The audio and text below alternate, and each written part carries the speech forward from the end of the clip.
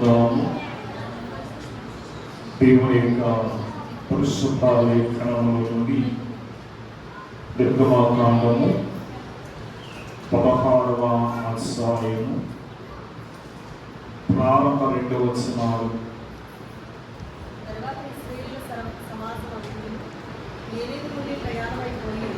వారు ఐగుప్తు దేశం నుండి బయలుదేరిన 2వ నెల 15వ దినమున ఏలీయులకు సీనాయికు మధ్యనున్న సీటు అరణ్యములకు వచ్చింది. ఆ అరణ్యంలో ఇశ్రాయేలీయుల సమాజమంతయు మోషే ఆమోనుల మీద సరిగి ప్రార్థన చేస్తున్నాం.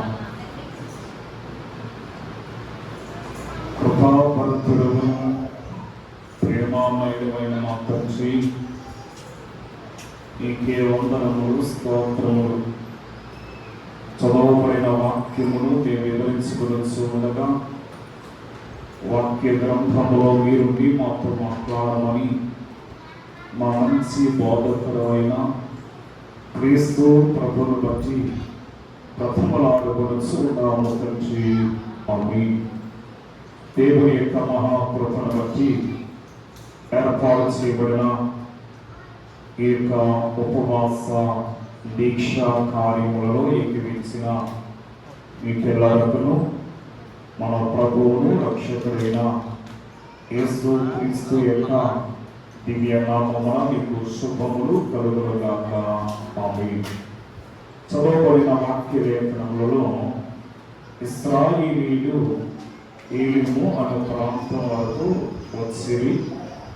అక్కడ మరి 12 నీటి బొగ్గలను 70 ఈత చెట్లు ఉండెను. వారక్కడ నుండి బయలుదేరి ఏలీమునకును సీనాయిలకు మధ్యనున్న మరి సీనో అరణ్యమునకు వచ్చినట్లుగా మనము మరి 2 దినాన వాక్య లేఖనములలో మనము వినిన వారమై ఉన్నాము. అది 2వ వచనాన్ని మనం గమనించినట్లయితే, ఆ అరణ్యములో ఇశ్రాయేలీయుల సమాజమంతయు మోషే అహరోనుల మీద సరిగెను అనే మాటను మనము చూస్తూ ఉన్నాం. మరి యొక్క సన్నిధులు అనేది మరి ప్రతి కుటుంబంలోని కూడా, ప్రతి ఇంటిలోని కూడా మనం చూస్తూ ఉంటాం. బహుశా ఏదైనా మాట వినని మరి పరిస్థితుల్లో పర్యాసంతాలు చదువుకుంటూ ఉంటారు. మరి ఇక్కడ ఇశ్రాయేలీయులు కూడా ఇదే ప్రణాళిక కలిగినట్లుగా మనం చూస్తూ ఉన్నాం. అపొస్తలుడైనటువంటి పౌలు మాట్లాడుతూ 1 కొరింథీయులకు రాసిన పత్రిక 10వ అధ్యాయము 10వ వచనాన్ని మనం గమనిస్తే, మీరు సనగకుడి, కొందరు సరిగి సంహారముల చేత నశించిరి అనే మాటను మనం చూస్తున్నాం. మీరు ఏం చేయకూడదంటే సనగకుడి అనే మాటను మనం చూస్తున్నాం. మనము ఈ సరిగుడి అనేది చాలా భయంకరమైనటువంటి పరిస్థితిని మనకు చూపిస్తుంది. అనగా మరి ఇశ్రాయేలీయులు మరి మోషే అహరోనుల మీద వారు సనగతము అనేది మనం 2 దినాలు చూస్తున్నాం. ఫిలిప్పీ సంఘంతో మాట్లాడుతూ 2వ అధ్యాయం 15వ వచనంలోనే కూడా అక్కడ అంటున్నారు కదా, మీరు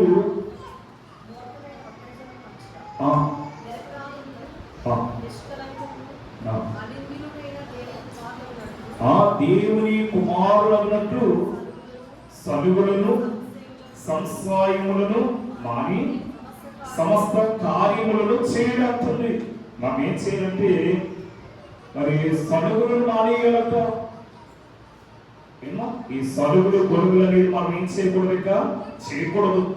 వీటన్నింటిని కూడా విడిచిపెట్టి ఏం చేయాలి అంటే సమస్త కార్యములు మనం చేయటం ప్రారంభించాలి. నూతనమైనటువంటి మరి ప్రక్రియలు మనం ధరించుకోవాలి. నూతన కార్యములను మనం చేయటానికి మనం ఏం చేయాలట, ముందుకి వచ్చేవాళ్ళ. ఎందుకంటే వారు ఇంటి కొరకు వారు సరుగుతున్నారయ్యా అంటే, మనం చదివిన లేఖనంలో వారికి సరైనటువంటి మాంసాహారము వారికి దొరకలేదు. అంటే మరి వారికి సరైనటువంటి ఆహారం, రుచికరమైనటువంటి ఆహారం వారికి లేదట పాపం. ఎందుకంటే కొంతమందిని చూడండి, కూరగాయలు వండితే ఆ రోజు భోజనమే చేయరు కొంతమంది. ఏమా చాలా మందిని మనం చూస్తాం. వాళ్ళకి రోజు ఏం కావాలంటే బిర్యానీ కావాలి, చిక్కుడు మటన్ కావాలి. ఏమా అసలు అదే పరిస్థితి మనం ఇక్కడ చూస్తున్నాం. ఇశ్రాయేలీయులు ఏం చేస్తున్నారంటే వారు మన అరణ్యములకు వచ్చిన తర్వాత వారు సనగటం అనేది మనం చూస్తున్నాము. అందుకే 78వ కీర్తనలో వారు ఒక మాట అంటారు. 78వ కీర్తన మనం చూస్తే వారు ఏడ్చారు, ప్రలాపించారు అని మనం యొక్క నిర్గమాకాండములో చూస్తే మరి దేవుడట యెహోవా మోషేను చూసి, ఇదిగో నేను ఆకాశం నుండి మీ కొరకు ఆహారమును కురిపిస్తానని మరి మాట ఇచ్చినటువంటి దేవుడట వారి కొరకు 24వ వచనములో చూడండి, ఆహారముకై ఆయన వారి మీద మన్నాను కురిపించును, ఆకాశ ధాన్యము వారికి అనుగ్రహించును. ఏ ధాన్యమట? ఆకాశము నుండి దేవుడు ధాన్యాన్ని కురిపించేస్తాడట వారి కొరకు. మరి మనం పండించి ఈ ధాన్యములోని ఏమున్నాయి? కొంత తారతమ్యం ఉంది, అవునా కదా? మనం పండించే ఈ రైసు, ఒక రైసు చాలా రుచిగా ఉంటుంది, ఒక రైసు చప్పగా ఉంటుంది. ఏమో ఉండదా? చాలా రుచిగా ఉన్నటువంటి రైస్ ఉంది లేదా? మనం పండించే రైస్ 2-3 రకాల రైస్లు మనం చూస్తున్నాం కదా. మరి ఈ రైస్ ఎంత రుచికరంగా ఉంటే మరి దేవుడు అనుగ్రహించినటువంటి ఆ యొక్క ధాన్యము ఇంకెంత రుచికరంగా ఉంటుందో ఒకసారి మనం ఆలోచించాలి. ఎందుకంటే దేవుడు అంటున్నాడు కదా, ఏదో పరలోకము నుండి దిగి వచ్చిన మరి ఆ జీవాహారమును నేనే అంటున్నాను. యోహాను సువార్తలోని యోహాను సువార్త 6వ అధ్యాయము 33వ వచనాన్ని మనం చూస్తే, ఆ పరలోకము నుండి దిగి వచ్చి లోకమునకు జీవమునిచ్చినది దేవుడు అనుగ్రహించు ఆహారమై ఉన్నది అంటున్నాడు. అందుకని జీవాహారమును నేనే అన్నట్టుగా మనం చూస్తున్నాం. కనుక ఈ యొక్క జీవాహారమును దేవుడు వారికి ఇచ్చినట్లుగా మనం చూస్తున్నాము. అదే దేవుడు వారికి ఒక టెస్ట్ పెడుతున్నాడు. ఏంటి అంటే వారికి ఒక పరీక్ష పెట్టాడు. ఏమిటా పరీక్ష అంటే ఈ 4వ వచనంలో వారు నా ధర్మశాస్త్రం అనుసరించి నడుతులో లేదు అని నేను వారిని పరీక్షించినట్టు అంటున్నారు. దేవుడే మానవునికి ఒక పరీక్ష ఏర్పాటు చేస్తున్నాడు. దేవుడు పెట్టినటువంటి పరీక్ష, ఈనాడు లోకంలో పెడుతున్నటువంటి పరీక్షలు మనం పాస్ అవుతే మరి యొక్క తరగతిలోనికి మనం ప్రవేశించే అర్హత ఉంటుంది. మరి మనము ఈ యొక్క దేవుడు పెట్టినటువంటి ఈ పరీక్ష ఎటువంటిది? 4వ వచనం చదువుకుందాం.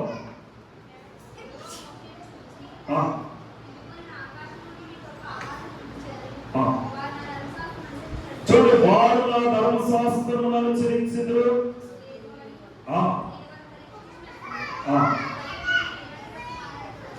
ఈనాటి వేతము ఆనాడు కూర్చుకున్న వాళ్ళు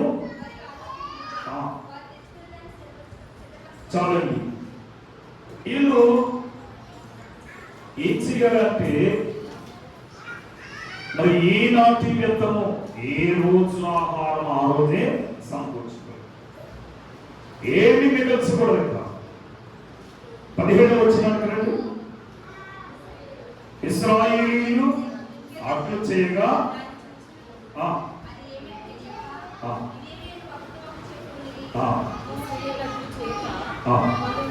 కొందరు హెచ్చుగాను కొందరు తక్కువగాను కూర్చుకుంటుంది. ఏమా 20వ వచనం, మరియు మోషే దీనిలో ఏమీ ఉదయం వరకు ఎవరును మిగిల్చుకోకూడదని వారికి చెప్పాడు. ఇది వారు మోషే మాట వినక కొందరు ఉదయం వరకు తాను కొంచెం దాచుకున్నారట. చాలా మంది బోధకుల మాట కూడా ఎందరో ఎక్స్ట్రా చేస్తుంటారు, కొంతమంది అసలు చేయరు. బాగా పాస్టర్ గారు చెప్పింది వింటారు, కొందరు చేస్తారు, కొందరు చేయరు. ఇక్కడ అదే జరుగుతుంది. మోసే చెప్పింది కూడా అదే. అరే నాయన, మీరెవ్వరూ కూడా ఎక్స్ట్రా దాచుకుంటున్నా బాబు అంటే ఎవరికి తెలవకుండా లోపల దాచుకుంటున్నారు. ఆ దాచుకున్నది ఏమైపోయింది? ఏమో కంపు కొట్టింది. ఆ దాచుకున్నదంతా కూడా చెడు వాసన వచ్చి అందరూ కంపు చేస్తున్నారు. తింటారా మరి? తినేటప్పుడు చాలా రుచిగా ఉంది. దేవుడు ఆకాశం నుండి వారికి ఒక ఆహారాన్ని కురిపించేటప్పుడు అది చాలా రుచికరంగా ఉంది. కానీ ఉదయాన్ని దాచుకునేటప్పుడు గట్ట దాని రూపురేఖలు మారిపోతున్నాయట, దాని పరిస్థితి మారిపోయింది. ఇక్కడ మనం చూస్తే మరి ఇక బెస్ట్ దేవుడు ఏం పెడుతున్నాడంటే 20వ వచనంలో అయితే వారు మోషే మాట వెనుక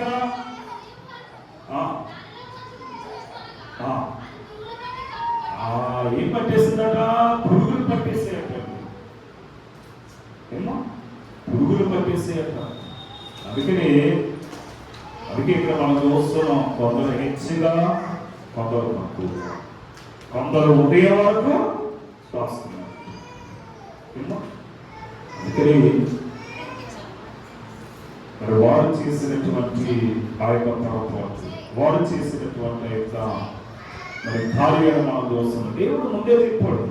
8వ వచనంలో అంటాడు, మరి మోసి మీరు తిరుటకే సాయంకాలమున ఆ మాంసమును ఉదయం చాలంత ఆహారమే యెహోవా మీకియ్యును. నీకు ఇస్తాడు దేవుడు అని ఇశ్రాయేలుని గురించి. అదే బాబు, ఇశ్రాయేలు వారి మధ్య చేయబడినటువంటి అద్భుతములన్నీ కూడా వారు ఏం చేశారంటే మర్చిపోయారు. దేవుడు కురిపిస్తున్నటువంటి మన్నాను తింటానే ఉన్నారు, దేవుడు చేసిన అద్భుతాలు కళ్ళలో చూస్తూనే ఉన్నారు. కానీ వారు దేవుడు చేసిన కార్యాలను వారు మర్చిపోయారు, వారు విడిచిపెట్టారు. ఎర్రసముద్రం 2 పాయల చేతు వారి కళ్ళాలు చూచారు, అయినా వారు ఏమైపోయారట? అందుకే యాకోబు పత్రికలో ఒక మాట 5వ అధ్యాయం 9వ వచనంలో, సహోదరులారా మీరు తీర్పు పొందకునే నిమిత్తము ఒకరి మీద ఒకడు సనగకుడి అని మాత్రం మాట్లాడుతున్నాం. ఒకడొకరు ఏం చేయకూడదట? సనుకోకూడదట. ఇదిగో న్యాయాధిపతి వాకిట నిలిచి ఉన్నాడు. ఏమన్నారట? మీ సరుకులు మీ గొలుగులు వింటానికి ఇదిగో న్యాయాధిపతి మరి నిలిచి ఉన్నాడు, జాగ్రత్త అంటుంది ఇక్కడ. మరి మనం ఏది పట్టించుకో, మనకు అనవసరం. ఏమో మనకు అనవసరం, అవన్నీ కూడా మనకు అనవసరం. ఎందుకంటే అన్నీ పట్టించుకుంటే మనం ఇంకా వృద్ధులోకి ఎక్కడ వస్తాం కానీ. అందుకని 11వ వచనంలో అంటాడు, కాగా సాయంకాలమున ఆ పూరీలు వచ్చేట. ఏమా సాయంకాలం వాళ్ళకి మంచి ఆహారము, మంచి డిన్నర్ వంట, వాళ్ళకి మంచి రుచికరమైనటువంటి ఆహారము, వారికి ఈ పూరీలు వచ్చి వాళ్ళు ముందు వాళ్ళతో ఉండేట. దాన్ని తీసుకోవటం దాన్ని చంపికిని వాళ్ళకి తింటున్నట్టుంది. దేవుడు వారికి కావాల్సినంత మాంసాహారం దేవుడు వారికి సమృద్ధిగా గ్రహించేవాడే. వాళ్ళ సమృద్ధి ఇందులో ఎటువంటి తేడా లేక వారికి ఎంత కావాలో అంత ఆహారము దేవుడు వారికి ఇస్తూ ఉన్నాడు. 16వ వచనంలో, మోషే ఇది తిరుటకు యెహోవా మీకు ఇచ్చిన ఆహారము. దేవుడు మీకు ఇచ్చిన ఆహారము యెహోవా ఆజ్ఞాపించినదేమనగా ప్రతి వాడును తన వారి పోషణ మనకు. ఏం చేస్తున్నారట? అక్కడ అంటున్నాడు, చదువుకుందా వాక్యాన్ని.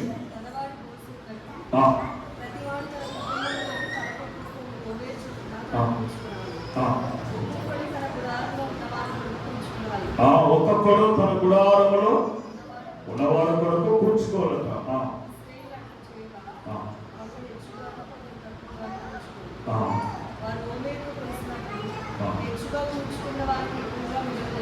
కనుక ఇక్కడ మనం గమనించినట్లయితే యేసు ప్రభు ఇక్కడ మోషే తెలియజేశాడు ఇశ్రాయేలు ప్రజలకు. యేసు ప్రభు చెప్పిన మాట ఏమిటంటే యోహాను సువార్త 6వ అధ్యాయంలో మనం చూసుకుంటే నా తండ్రి పరలోకమునుండొచ్చు నిజమైన ఆహారము నీకు అనుగ్రహించుచున్నాడు అంటున్నాడు. ఏమా నా తండ్రి పరలోకము నుండి వచ్చు నిజమైన ఆహారము, ఆయనే జీవాహారం అయినాడు. వెనక వాక్యంలో చాలా రిఫరెన్స్ మనకు కనపడతాయి. ఏమో 43వ వచనాన్ని కూడా మనం చూస్తే అందుకు యేసు మీలో మీరు సాగకుడి, నన్ను పంపిన తండ్రి వారిని ఆకర్షిస్తేనే గాని ఎవరు నా యొద్దకు రాలేడు. కనుక దేవుడు తన కుమారుడైన యేసు క్రీస్తు ద్వారా మనందరినీ కూడా ఆకర్షించుకున్నాడు. కనుక మనందరూ కూడా ఎక్కడికి వచ్చాం? దైవ మందిరములోనికి వచ్చిన వారమైనాం. దేవుని యొక్క సన్నిధికి మనం వచ్చిన వారమైనాం. అంచెదిమ్మని నేను వారిని లేపదును అంటున్నాడు. అంచెదినము, ఇదే అంచెదినాలు, ఇదే భయంకరమైనటువంటి దినాలు, ఇదే కలవర దినాలు. అందుకే ఇక్కడ మనం గమనించినట్లయితే మీ పితరులు అరణ్యములో మన్నాను తినినా సరిపోయింది. కారణం ఏమిటంటే వారు దేవుని మాట వినలేదు. వారు దేవుని దాసుల మీద తిరుగుబాటు చేస్తారు. అలాగే వారు దేవుని మీద కూడా తిరుగుబాటు చేసిన వారైనా సరిపోయే దీనిని తిరువారు సావకొడినట్టు పరలోకము నుండి దిగివచ్చిన ఆహారం ఇది. పరలోకము నుండి దిగివచ్చిన జీవాహారమును నేనే అంటున్నాడు. ఎవరైనా ఈ ఆహారమును భుజించితే వాడు ఎల్లప్పుడూ జీవించును. మరియు నేను ఇచ్చు ఆహారము లోకమునకు జీవము కొరకి నా శరీరం అని మరి ఆయన వారితో చెప్పొచ్చాడు. ఇవే మనము క్రీస్తు శరీరమును మనం భుజించాలి. మరి మనం ఏం చేయాలంటే సలుగులు సందేహములను మన వారి పరలోకము నుండి మన కొరకు దిగివచ్చిన జీవాహారమైన యేసు క్రీస్తు యొక్క శరీర రక్తములను మనము అందుకునే వారమైనాం. చాలా మంది ప్రభు యొక్క శరీర రక్తములను అందుకోవడానికి, ప్రభు యొక్క శరీర రక్తములను పుచ్చుకోవడానికి వెనకాడే వారు లోకములో చాలా మంది. చాలా నిర్లక్ష్యము. ఈరోజు సంస్కారపు ఆరాధన అంటే భయం ఉండదు, భక్తి ఉండదు. అటువంటి వారికి బలం ఎలా వస్తుంది? అందుకే వాక్యాహారము తిననీయగల బలమాత్మకు లభించుకుంటున్నారు. ఇవేళ మనము మన శరీరములకు అనగా బలం లభించాలంటే మనం ఏం చేయాలంటే దేవుడిచ్చే ఆహారం మనము తిరిగివారు. అందుకని 19వ వచనంలో మోషే అంటున్నాడు, దీనిలో ఏమీ వదిలిన వరకు మిగిల్చుకోకూడదని వారితో చెప్పుకొచ్చాడు. కానీ వారు మోసే మాటను ఏం లేదు. ఎందుకంటే వారి యొక్క ఆలోచన రేపు మన పరిస్థితి ఏంటి, రేపు మనం ఏం తినాలి అనే ఆలోచనలో వారు ఉన్నారంటే మత్తయి సువార్త 6వ అధ్యాయం 34 రేపటిని గురించి చింతించకుడి. రేపటి దినము దాన్ని సంగతుల గురించి చింతించుడు, ఏనాటి కీడు ఆనాటికే చాలు అన్నట్టుగా మనం ఏం చేస్తున్నామంటే అనగా ఆ యొక్క మాటలను మనము కడచిని పెట్టి వాటి నిర్లక్ష్యంతో వ్యవహరిస్తున్నాం. అందుకే మనము మన యొక్క భారము, మన యొక్క ప్రయాస అంతా కూడా ఏం చేయాలి? ఆయన మీద మోపాలి, ఆయన మీద పెట్టాలి. ఎందుకంటే మన భారమును భరించేవాడు ఆయనే. ఏమో మీ చింత యావత్తు నా మీద ఏంటంటున్నాడు. అందుకని ప్రయాసపడి భారమించిన సమస్త చెల్లారా, ఇదిగో మీ పాప భారమును, మీ యొక్క వ్యాధి భారమును నీ శిక్ష భారమును నేను భరిస్తాను, నా మీద పెట్టని మీ కాడెప్పుడు వచ్చి అంటున్నాను. కీర్తనకారుడు 55వ సంకీర్తన 20వ వచనాన్ని మనం చూస్తే నీ భారము యెహోవా మీద మోపుము అంటారు. ఈ భారం ఎవరి మీద పెట్టాలట? ఆయన మీద పెట్టాలి.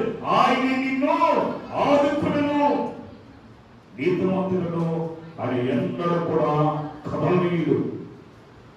కనుక మన యొక్క చింత యావత్తు అవి చేయనట్టు ఆయన మీద పెట్టేవారు అయినా, ఆయన మీద మనము భారం మోపేవారు అయినా.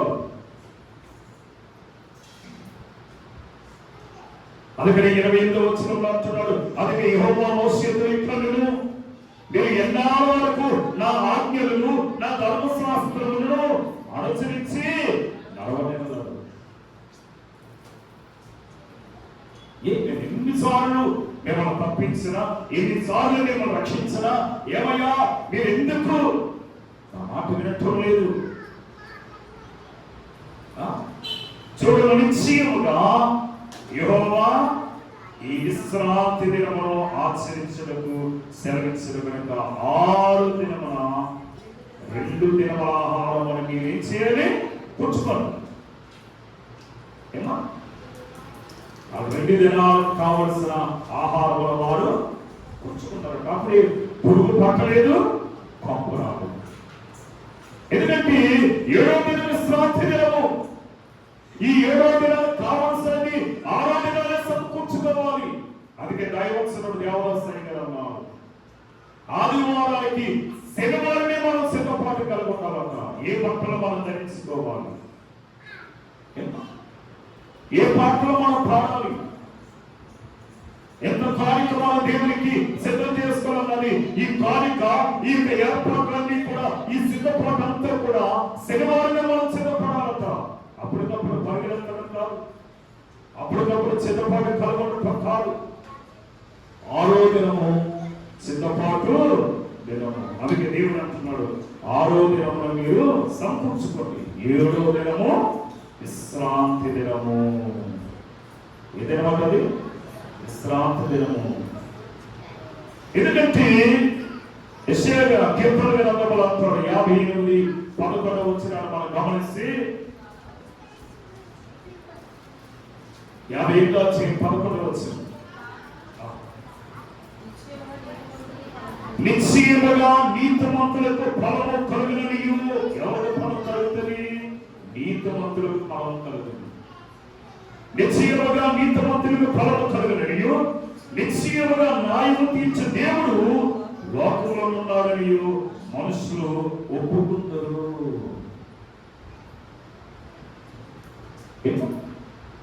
దేవుడు అన్నాడు కదా, చూడుడే నిశ్చయముగా యెహోవా ఈ విశ్రాంతి దినమున ఆచరించడం సెలవించున్నాడు. 29 నిశ్చయముగా. అదే మాట 128వ అధ్యాయం 2వ వచనం అంటాడు, నిశ్చయముగా నీవు నీ చేతుల కష్టాల చేతమును అనుభవించను అంటాడు. నిశ్చయముగా. ఇక అందులో ఎటువంటి అనుమానం లేదు, ఎటువంటి సందేహం లేదు. దేవుడు సెలవిస్తున్నాడు, దేవుడు మాట్లాడుతూ ఉన్నాడు. అదే విషయాన్ని యెషయా ప్రవక్త కూడా మాట్లాడుతూ ఉంటాడు. 40వ అధ్యాయము 7వ వచనాలు చూసి, యెహోవా తన శ్వాసము దాని మీద ఊదగా గడ్డి ఎండును, పువ్వు వాడెను. నిశ్చయముగా జనులు గట్టి వంటి వారి అంటారు. ఎటువంటి వారట? నిశ్చయముగా జనులు గట్టి వంటి వారు. ఆ భూమి ఎవరో తెలియస్తుందో మనము కూడా అలాగే ఎదురుస్తున్నాము. ఏదైనా బలహీనత వచ్చిందనుకోండి, భూమికి ఎంత కలిగింది అనుకోండి, ఏమైపోతుంది? అలాగే మనము కూడా ఏదైనా శ్రమ వచ్చినప్పటికీ మనం కూడా వాడిపోతున్నాం. భక్తులు నిలవలేకపోతున్నాం, విశ్వాసంలో నిలవలేకపోతున్నాం. అది యోహాను సువార్త 3:3 అనుకుంటా ఒక మాట అంటాడు, ఏ సత్తులతో ఒకడు కొత్తగా జన్మిస్తేనే కానీ అతడు దేవుని రాజ్యమును చూడలేడని మీతో నిశ్చయముగా చెప్తున్నాను. మన కొత్తగా జన్మిస్తేనే ఆ యొక్క దేవుని రాజ్యమును నిశ్చయముగా చూడగలిగిన వారు ఉంటాం. ఇక అందులో ఎటువంటి సందేహం లేదు, ఎటువంటి అనుమానం లేదు.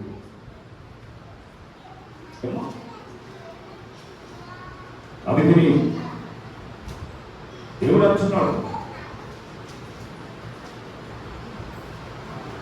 ఏం చేయకూడదట? మన కోపాలు కానీ మన యొక్క అవసరాలు కానీ ఏది కూడా ఉదయం నుంచి సాయంకాలం దాకా ఒకరు మనం తెచ్చినా, ఒకరి మీద మనము కోపపడినా, ఏదైనా సరే మళ్ళా మరుసటి రోజు ఏమవ్వాలట? ప్రేమ. అందరూ వాక్యం ఇశ్రాయేలు దేవుడి మీద కోపపడిపోయారు, ఇశ్రాయేలు మోషే మీద కోపపడిపోయారు, ఇశ్రాయేలు అహరోను మీద కోపపడిపోయారు. మళ్ళా తెల్లారేటప్పటికి మళ్ళా వచ్చి మోషే అహరోను దగ్గర మనని చేస్తారు, ప్రేమిస్తున్నాం, మంచిగా మాట్లాడుతున్నాం. మళ్ళా ఏదైనా బాధ కలిగితే మళ్ళా ఈ ఇద్దరి మీద సరగొట్టు ప్రారంభించారు. అది దేవుడు అంటున్నాడు. ఎఫెసీయులకు రాసిన పత్రికలో మనం చూస్తాం. ఎఫెసీయులకు రాసిన పత్రిక 4వ అధ్యాయము 26వ వచనంలో, కోపపడదు కానీ పాపము చేయకుడి, సూర్యుడు అస్తమించే వరకు మీ కోపములో నిలిచి ఉండకూడదు. నిలిచి ఉండకుండా చూసుకోవాలనుకున్నాను.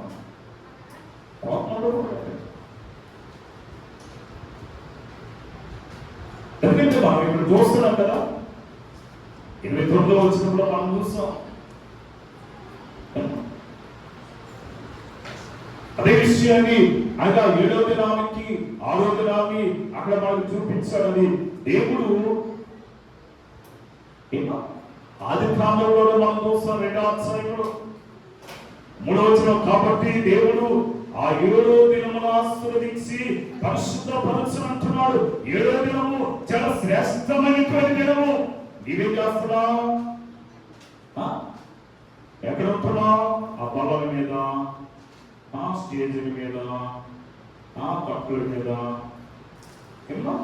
అక్కడక్కడ మనం ఉంటున్నాం. కానీ దేవుడు ఏం చేస్తున్నాడు?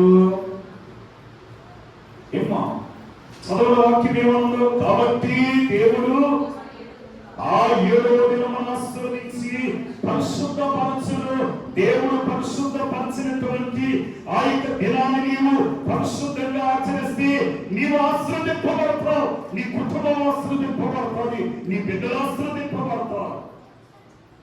రచున్నాడు కదా, చదువుదాం. ఏలైనగా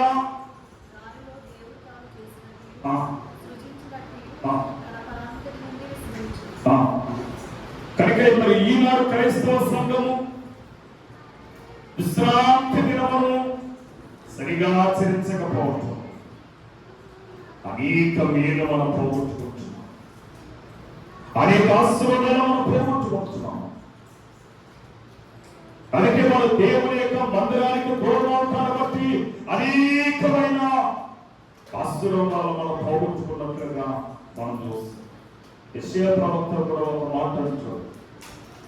యెషయా గ్రంథం 58వ అధ్యాయము 13వ వచనము 14వ వచనం చూస్తే, నా విశ్రాంతి దినమున వ్యాపారం చేయకుండా నాకు ప్రతిష్టమైన దినమని ఈ ఊరకుండినేలా విశ్రాంతి దినము మనోహరమైన దినమనియు యెహోవాకు ప్రతిష్ఠిత దినమనియు ఘనమైనదనియు అనుకుని దాని ఘనముగా ఆచరించిన యెడల నీకు ఇష్టమైన పనులు చేయకయు, వ్యాపారం చేయకయు, లోకవార్తలు చెప్పుకొనకయు ఉండిన యెడల నీవు యెహోవాయందు ఆనందించు. ఏం చేయకూడదట? ఏం చేయకూడదు? వ్యాపారం చేయకూడదు. ఇంకా మనకి ఎప్పుడే ఊరు ప్రయాణాలు ఆదివారం వచ్చినప్పుడు వస్తే మనకు ఊరు ప్రయాణం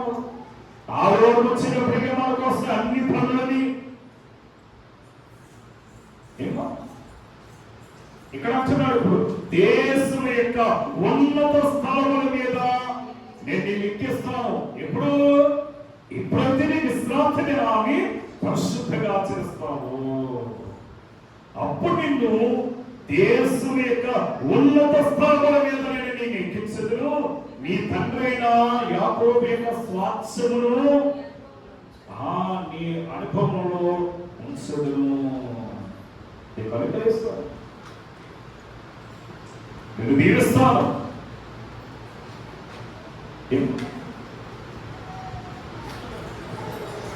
చూడండి, ఉదాహరణకు మనం చూస్తే దేశం యొక్క ఉన్నత స్థలముల మీదకి ఎక్కిస్తాననే మాటను మనం గమనించినట్లయితే ఎక్కించలేదా? అనాది కాలంలో యోసేపును ఉన్నతమైన దేశములో ఉన్నతమైన స్థలం మీదకి యోసేపును ఎక్కించినట్లుగా అవసరం. లేకపోతే ఎక్కడ బానిస, ఎక్కడ రాజువాడు. ఈ శత్రుకు మెషక్ అబద్ధిగాడు వారు, దానియేలు మొదలైనటువంటి వారు దేశం యొక్క ఉన్నత స్థలమైన మీదకి ఎక్కడ రీతిగా వారు పాలించిన విధానాన్ని మనం జ్ఞాపకం చేసుకోవాలి, మనం గుర్తించుకోవాలి. అందుకని ఇక్కడ మనం గమనించినట్లయితే 35వ వచనములో ఇశ్రాయేలు నివసించవలసిన దేశములకు తాము వచ్చిన 40 ఏళ్ళు మన్నాను తినిచు. చూడు, చాలా మంది కుటుంబ జీవన విధానాలు మెరుగుపరచుకోవడానికి విదేశాలకు వెళ్తారు. అక్కడ వాళ్ళకి కావలసినంత సమృద్ధైనటువంటి ఆహారము, మాంసాహారము దొరుకుతూ ఉంటారు. వాళ్ళు తిన్నంత తింటూ ఉంటారు. కలిసి ఎప్పుడు గుర్తొస్తే అప్పుడు వారు వండుకుని వారు ఉంటారు. అలాగే వండినటువంటి ఆ కూరలను వారు భుజించేవారు ఉంటారు. ఎందుకంటే అక్కడ ఉన్నంత కాలం వారికి సమృద్ధైనటువంటి ఆహారం దొరికిన వారు ఉన్నారు. అందుకే నేపే రూపం వాళ్ళు తింటాను బట్టే చక్కని రూపాన్ని మనం చూడగలుగుతాం. మరి ఇక్కడ వాళ్ళు దేవుడు ఇశ్రాయేలు ప్రజలంట 40 సంవత్సరములు లేక 40 ఏమంటున్నాడు ఇక్కడ? 40 ఏళ్ళు మన్నాను తినిపించట. 40 సంవత్సరం ఇశ్రాయేలు ప్రజల ప్రయాణము అన్ని దినాలు వారు ఈ 40 అనే మాట బైబిల్ గ్రంథంలో అనేక పర్యాయాలు మనం చూస్తూ ఉంటాం, అనేక చోట్ల మనం చూస్తూ ఉంటాం. ఆదికాండం 7వ అధ్యాయము 17వ వచనములో మనం చూస్తున్నాము. ఆ జల ప్రవాహము 40 దినముల భూమి మీద ఉండగా జలములు విస్తరించి వాడును తేలదీసినందున అది పైకి లేచును. ఎన్ని దినాలు? 40 దినాలు. మరి ఇక్కడ మనం గమనించినట్లయితే మోషే ఆ కొండ మీద రేయింబాలు 40 దినాలు ఉన్నట్లుగా నిర్గమాకాండము 24వ అధ్యాయం 18వ వచనంలో చూస్తాం.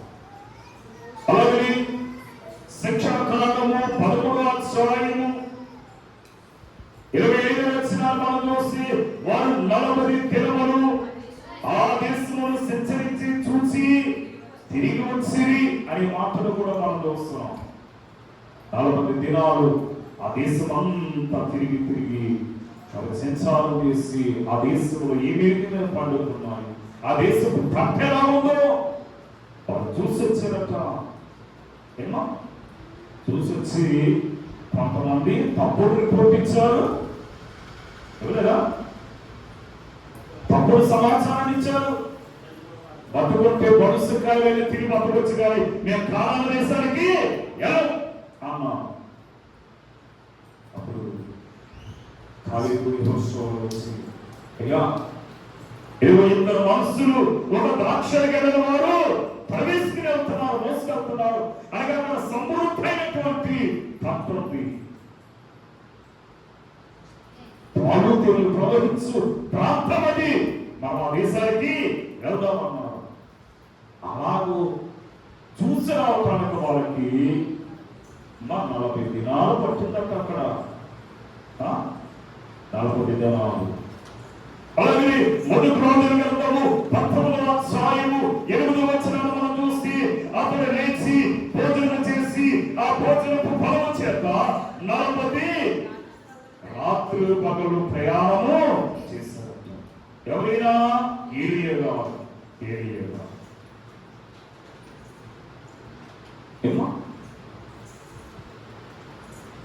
ఒక పూట భోజనం, ఒక పూట భోజనము 40 రాత్రి పగలు ప్రయాణం చేసే శక్తినిచ్చిందట. ఇంకా ఏదన్నారు, నీ బలహీనత తప్పించుకోవద్దు, నా బలహీనలో నా తప్పించుకోవద్దు. మార్కు సువార్తలోకి మనం వస్తే, మార్కు సువార్త 1వ అధ్యాయము 13వ వచనం చూస్తే, అనగా ఆయన సాతాను చేత శోధింపబడుచు అరణ్యములో 40 దినములు అడవి మృగములతో కూడా నుండును. మరియు దేవదూతలు ఆయనకు ఆ పరిచర్య చేయొచ్చు. ఎన్ని దినాలట? 40 దినాలు. ఇలాంటి మనం గమనించినట్లయితే ఇశ్రాయేలు ప్రజలు